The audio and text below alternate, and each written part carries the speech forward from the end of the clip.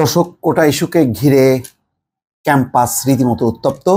ঢাকা বিশ্ববিদ্যালয় ক্যাম্পাসের আজকের যে ন্যাক্কারজনক ঘটনা ঘটেছে তাকে কেন্দ্র করে সারা দেশ উত্তপ্ত হয়েছে এবং আজকে যে পরিমাণ শিক্ষার্থী হতাহত হয়েছে, অর্থাৎ বিপুল 200-র উপরে ছাড়িয়ে গেছে, সেই ঢাকা মেডিকেলের ভেতরে ঢুকেও এই আহত শিক্ষার্থীদের উপর নির্যাতন চালানো হয়েছে।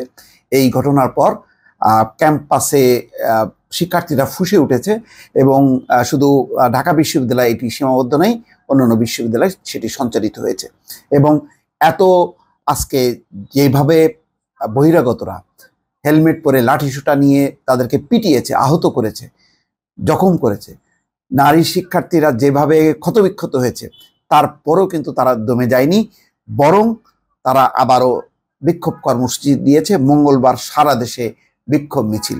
দর্শক, পুরো আন্দোলনের চিত্র এত 2 সপ্তাহ ধরে একভাবে চলছিল, এক ধরনের সহনশীল পরিবেশে, কিন্তু পুরো পরিস্থিতি কিন্তু উল্টে গেল। তবে এখন পর্যন্ত পুলিশ শান্ত আছে, নিয়ন্ত্রণ করার চেষ্টা করছে, কিন্তু যেভাবে বহিরাগতরা ইতিমধ্যে ইনভলভ হয়েছে, বিশেষ করে গভীর রাত পর্যন্ত, এখন আমি আপনাদের সামনে যখন গিয়ে এটি বলছি তখন বাংলাদেশে 10:15 বাজে, তখনও পর্যন্ত বিক্ষুব্ধ শিক্ষার্থীদের একটি চিত্র দেখা গেছে শহীদুল্লাহ হলের সামনে।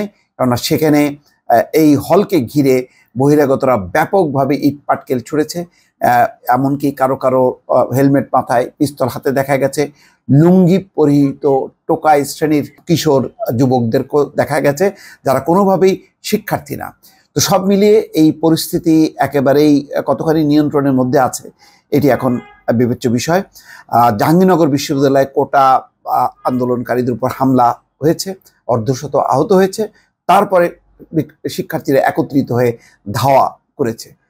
ঢাকা বিশ্ববিদ্যালয়ের প্রভোস্ট কমিটি 5টি সিদ্ধান্ত নিয়েছে। প্রভোস্টরা যার যার হলে থাকবে এবং বহিরাগতরা থাকতে পারবে না, হলে শুধুমাত্র শিক্ষার্থীরা থাকবে, এই কথা বলেছে। আর ওবায়দুল কাদের দুপুরেই বলেছেন যে সমুচিত জবাব দেওয়া হবে যারা মুক্তিযুদ্ধ নিয়ে বিরূপ মন্তব্য করেছে। অন্যদিকে মির্জা ফখরুল ইসলাম আলমগীর বলছেন শিক্ষার্থীদের উপর ছাত্রলীগের হামলা কাপুরুষোচিত। তার মানে বিষয়টি আস্তে আস্তে একটি যে রাজনৈতিক অঙ্গন, অন্যান্য অঙ্গনকে যে এর স্পর্শ বা প্রভাব পড়তে শুরু করেছে ইতিমধ্যে। শিক্ষার্থীদের উপর ছাত্রলীগের হামলার ঘটনায় বাম গণতান্ত্রিক জোটের নিন্দা।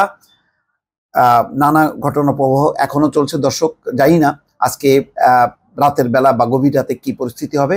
তো এখন যেই সর্বশেষ আন্দোলনরত শিক্ষার্থীরা কার্জন হলের সামনে সংবাদ সম্মেলন করেছে, সেখানে তারা আগামীকাল মঙ্গলবার সারা দেশে বিক্ষোভ মিছিলের ঘোষণা দিয়েছেন। কোটা সংস্কারের দাবিতে আন্দোলনরত শিক্ষার্থীরা। বৈষম্য বিরোধী ছাত্র আন্দোলনের সমন্বয়ক নাহিদ ইসলাম সোমবার কার্জন হলের সামনে এক সংবাদ সম্মেলনে এই ঘোষণা দেন। নাহিদ ইসলাম বলেন, আজকে পরিকল্পিতভাবে বহিরাগতদের এনে আমাদের উপর হামলা চালানো হয়েছে। আমাদের বিশ্ববিদ্যালয়ের পোক্তা থাকতে বহিরাগতরা কিভাবে হামলা করে, সরকার সহিংসভাবে এই আন্দোলনকে দমন করতে চাইছে। প্রধানমন্ত্রীর বক্তব্য আমরা তীব্র নিন্দা জানাই, সারা দেশের মানুষকে নেমে আসার আহ্বান জানান। তার মানে দর্শক, যে আন্দোলনটা ছিল নিয়ন্ত্রণে, যে আন্দোলনে তারা বারবার বলছিল আলোচনা, সমঝোতা, সেটি কিন্তু এখন আস্তে আস্তে সাধারণ মানুষকেও ইনভলভ হওয়ার জন্য তারা আহ্বান জানাচ্ছে। হামলা ও প্রধানমন্ত্রীর বক্তব্য প্রত্যাহার ও এক দফার দাবিতে সারা দেশে মঙ্গলবার বিকাল 3টায় বিক্ষোভ মিছিল ও সমাবেশ অনুষ্ঠিত হবে। পরবর্তীতে সারা দেশে অবরোধ কর্মসূচির ঘোষণা করা হবে বলে জানান সমন্বয়ক নাহিদ ইসলাম। আন্দোলনের সমন্বয়ক আসিফ মাহমুদ বলেন, সারা দেশে মর্মান্তিকভাবে আমাদের উপর হামলা চালানো হলো। এই ঘটনার তীব্র নিন্দা জানাই।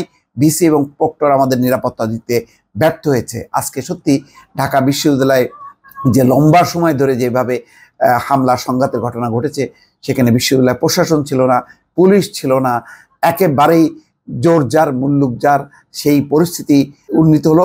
ফলে এই ঘটনার একটি প্রভাব আগামী কয়েকদিন আরও কি পরিস্থিতি হয় দর্শক, সেটি এখন যথেষ্ট চিন্তার বিষয়। পরিস্থিতি কোনোভাবেই বলবো যে অনুকূলে না। দেখেন, সংঘর্ষের মধ্যেই ফের নতুন কর্মসূচি ঘোষণা কোটা বিরোধীদের, কালবেলা রিপোর্ট, তারপরে ঢাবিতে মৃত্যুর গুজবও একটা আছে, কেননা যথেষ্ট হতাহতের ঘটনা ঘটেছে এবং কেউ কেউ আইসিইউতে পর্যন্ত আছে। এবং বেশ কিছু চিত্র দর্শক হাতে এসছে, সেই চিত্রগুলো আপনাদেরকে দেখানো সম্ভব না, স্বাভাবিকভাবে এটি সেন্সর হবে। তো দর্শক, এই হলো অবস্থা।